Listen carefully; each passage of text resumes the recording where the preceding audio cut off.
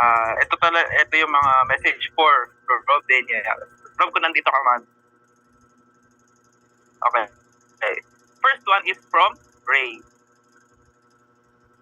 Hi Rob, I am very very proud of you. Back then, nagpo-post ka lang sa FB group about sa band niyo, The Scarlets, but now, sobrang dami nang nakikinig ng songs mo. You have currently 2 million plus monthly listeners on Spotify. Alam kong lalago pa yan as you make more songs.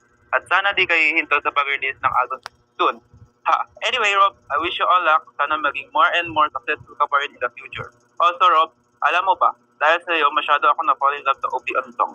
At dahil sa iyo, gusto ko someday maging just like you. Gusto kong makagawa ng mga songs. Gusto kong pamilala ng maraming tao. You're living my dream. You are the reason why I have this dream.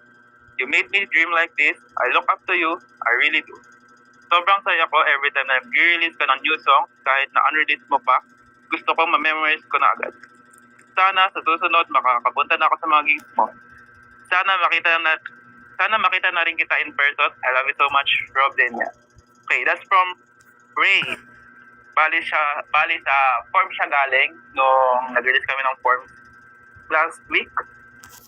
And the next one is from Yung akin. kay Ali Bodit.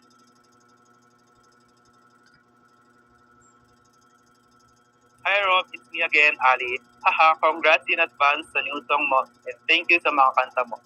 Yan, lagi kong pinapakinggan noon. May pasok pa ako. Anyway, hope to see you soon and continue mo paggawa ng kanta and we're here to always support you.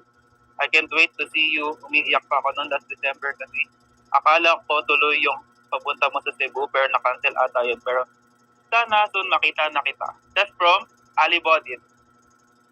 Kung naririnig kong maturo, I love you! Yun. See you all sa Nakatouch 27. Yun. Next one. Ay, Rob. Dito ba si Rob? Ayun o, nag-open cam kanina.